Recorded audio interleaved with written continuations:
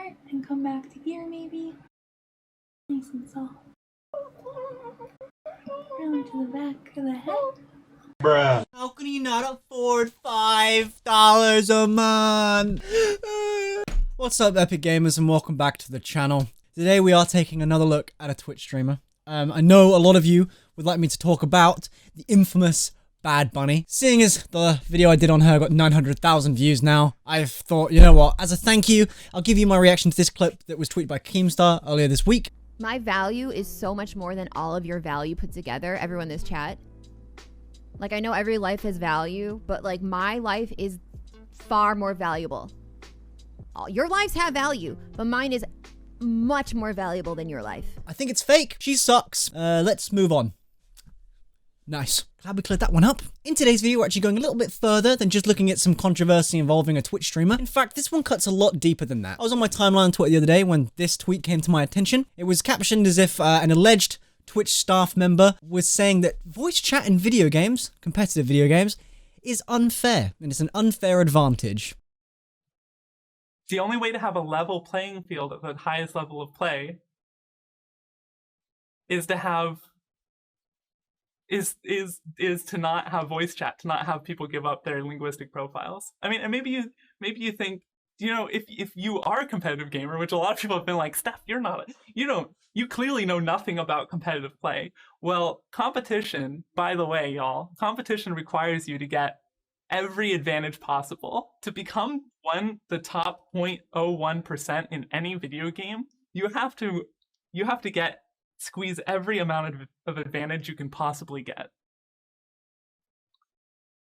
Voice chat is unfair. Period.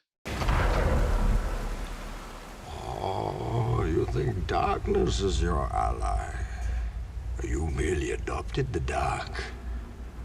I was born in it, molded by it. You suck balls. Original I suck balls. Twitch staff, the infamous shadow creatures who lurk behind the scenes at Twitch. The horsemen of the apocalypse, the masters of evil. I'd even go as far to call them Hydra at this point. They mostly suck, and to be honest, I've actually seen no good decisions made by them, ever. Really? Now, the streamer in question isn't actually a Twitch staff member exactly. It gets a bit more confusing than that, but we're gonna learn together today because let's do some learning. We're all in quarantine, you know? Let's do some learning about this stupid live streaming site. Yay! So they're actually a newly appointed Twitch Safety Advisory Council member. I genuinely refuse to ever say I don't want to call them that again. It's what anyway, let me explain what this council is, or it entails to be a council member, I guess. The Senate will decide your fate. Yo, I just thought I'd interrupt this video to plug some shit because I'm a piece of shit. So I have a group gaming channel, it's called Tilted. We play a video game called Rust, mainly. Pretty fun. We've spent a lot of time on our videos. We have a Patreon that is being supported by a lot of you, and I really appreciate that, by the way. We have some content going up there whenever we get to it. I just put like my heart and soul into it. It's with my close friends, and I would love for you to check it out. It's called Tilted. It's in the description. Should be on screen now on a card thing if I remember to do that. Should be in the comments as well. I really appreciate it, boys. Anyway, back onto this video about this streamer girl that's pissing me off. Introducing the Twitch Safety Advisory Council. So it's to keep their community safe and healthy. It's a top priority for Twitch, apparently. Today, we're excited to announce the formation of the Twitch Safety Advisory Council, which will support the growth of our community moving forward. The Safety Advisory Council will inform and guide decisions made at Twitch by contributing their experience, expertise, and belief in Twitch's mission of empowering communities to create together. The council will advise on a number of topics, including drafting new policies and policy updates, developing products and features to improve safety and moderation, promoting healthy streaming and work-life balance habits, protecting the interests of marginalized groups, identifying emerging trends that could impact the Twitch experience. Was that fast enough for you? This group is composed of online safety experts and Twitch creators who have a deep understanding of Twitch, its content, and its community. This is when they're not exactly correct, because as you've already seen by that clip, there's a lack of understanding of the gaming and streaming community, especially the one that belongs on Twitch, and we are going to get into that now. Here are the members. Meet the members. Alex Holmes, cool, whatever. Co-Carnage, I think I've heard of him before. Seems like a pretty alright guy. Don't know him. Everyone seems, you know, fine here, whatever. However, this Ferociously Steph after this got announced, got a little bit of hate. Like, I'm sure all of them did. They all probably got quite a bit of flack because, like, I mean, if you're going to be basically called a Twitch staff member, you are going to get shit and harassment. That would work with any platform. If you were just announced tomorrow as a Twitter staff member, you would probably get a lot of hate, a lot of harassment, because every website has its flaws and it's not perfectly made for everyone. And some people have been banned for things they don't particularly think they should have been banned for. So you're going to get harassment, period. Now, Steph here, I don't know where to go with this. Now, I don't want to be offensive. I don't want to offend. I don't want to send any hate or harassment. So if you feel like sending harassment this person's way, don't. If you have an opinion about how they are acting, that's understandable, but maybe don't harass them over it. They probably don't care for your opinion anyway. Now, I'm saying mine because this is my YouTube channel. I want to talk about it, so I'm going to talk about it, but I do not mean to make you feel any worse than you probably already are, because you've probably got a lot of shit as it is. However, you have said some things I do not agree with, and seeing as you've got this new appointed job role, I feel like maybe it's time for me to give you a little bit of insight. I'm sure you've had enough of it this week already. I'd blame Twitch for most of this shit, to be honest. I do blame Twitch for making the decision to make this person council member, because they obviously have a lack of understanding of how Twitch works and how streaming and the gaming industry works. Stay mad. Stay mad, haters. I'm right. This streamer is a furry. I'm a furry. I'm a furry.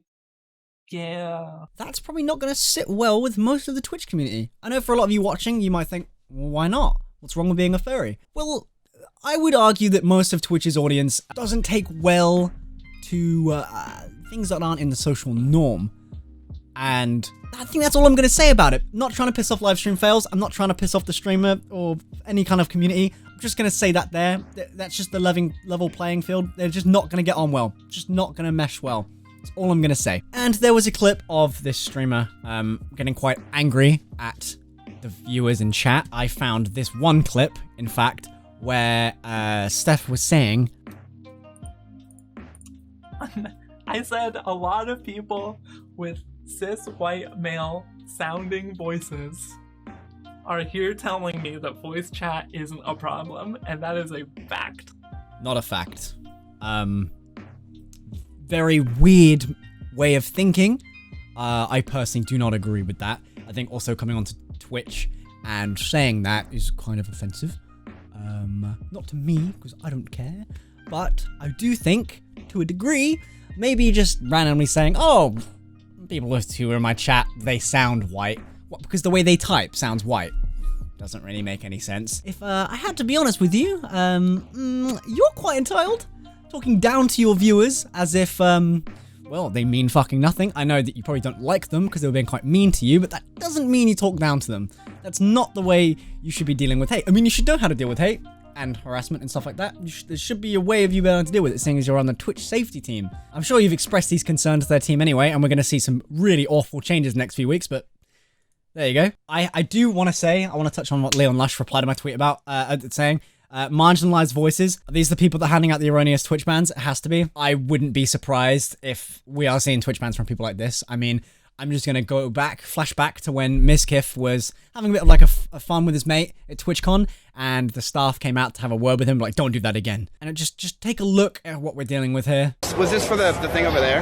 Yeah. Oh, that was me. That was you? Oh, no, my friend was joking. He like grabbed me and like jokingly threw me on the ground. Okay. No, it was absolutely nothing. He's like my friend. He's right there. Okay.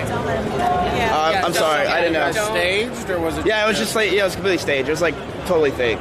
Like he like just like ran up to me, grabbed me. I swear it was fake. I promise you. I can get him. He's right there. It was totally fake. We don't have I don't want anyone to get in trouble. It's just like, it was totally joking. Don't do that kind of stuff. Don't do that kind of stuff again. Okay, I promise I won't. I'm sorry about that. Well, I'm sorry. It's got me thinking. It's got me thinking, and that's all I have to say on it. What else did I want to talk about here? Now, I saw this before I start recording. Lizen Lavida tweets, Twitch ambassador, second place finisher in Twitch Rivals Apex Legends TwitchCon 2019. Here to tell you that mandatory voice chat in competitive games gives marginalized communities a distinct disadvantage by forcing them to choose between silence or abuse. I just want to say, I'm a pro gamer myself. I played in TwitchCon's TikTok versus streamer Overwatch Open, whatever the fuck it was called. And I was also in the Twitch Rivals Fortnite, but because I'm too good, I felt like not participating. There for the battles, whether it be. I'm here to tell you that that opinion is fucking stupid. It is fucking batshit insane. I completely agree with that people do get harassed and abused in voice chat in video games. And yes, it is usually horrible. But guess what? Wake up. It happens to everyone. Maybe it doesn't happen more to cis white males, but it still happens. And most people that I know that aren't cis white males usually just mute or just don't talk at all. Or they do and just push past it and tell the other fucking person to shut the fuck up because they're a fucking white boy that thinks they know shit. These people would never survive a Modern Warfare 2 lobby. Just gonna say that right now. Also, wild to think that voice chat is mandatory. It is not mandatory. You're an Apex Legends Rivals player or whatever, and you're also a Twitch ambassador. How do you not know that voice chat is not mandatory? Did you ever open the settings? Did you ever hold tab and click mute? Have you ever played a video game before? You clearly haven't. It's because she lied. She didn't come second place. Oh, Jesus. I think it's crazy, and I think it's sad that these opinions are coming from people who are high up at Twitch. They have a say in a lot of things that happens, I'm sure. And it's also sad that they are supposed to be representing different communities on Twitch, like the LGBTQ plus community, the trans community, different communities for different races, and they come on here, and usually they're white women that come out with these opinions anyway, but it is funny that they're like, oh, white men this, white men that, and then they actually have wild opinions about other things like voice chat and video games. It's just like, what on earth are you talking about? We've seen a lot of fucking shit on Twitch right now in the last few months where people have said, oh, it's $5 a month to support me. And it's like, oh, you're not even supporting the stream. You're fucking non-so. Hey, fucking get out the chat and all this shit. And it's like, I wish streamers would just stop giving other streamers a bad fucking light. Like these dead streamers are giving these popular streamers that are doing well a bad fucking light to other companies and shit. Because there are potential companies out there that are looking to support and sponsor big streamers and eventually smaller ones, because that's how it works. They go down the food chain, they collect everyone, they get a monopoly. It's how it works. But these smaller streamers and these ambassadors are giving the entire platform a bad name. I wouldn't be surprised in the next few months we're all on YouTube gaming, because Twitch is actually a joke at this point, and this is depressing. It's really depressing to see. And the fact that bans are being dished out and then taken back within like 24 hours for boob slips and showing nudity. And yes, I'm talking to you, Alinity and Amaranth. I do believe your ban should have been way longer, and then being retracted early on is ridiculous. That's how I view it. I'll probably touch on this more in a later date because I'm still trying to think about like how I really feel about all this. I actually don't really like streaming on Twitch at the moment, genuinely because of how the platform's being treated by the ambassadors and the staff council members and the staff and the fucking partnered streamers that get amazing treatment over other streamers. Anyway, that's me. Thank you very much for watching. I've been BluesDank. Make sure you subscribe. I also have a Twitch channel. You can go over there if you want. Don't think I'll be streaming on there much longer though in the future, but if you want to go over there and support me as a streamer, that would be amazing. And I won't beg you to sub.